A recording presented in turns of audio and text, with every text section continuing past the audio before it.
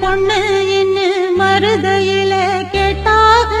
மன்னார்குடியை கேட்டாக அந்த மாயவரத்துல கேட்டாக சீர்சனத்தியோட வந்து சீமையில கேட்டாக அந்த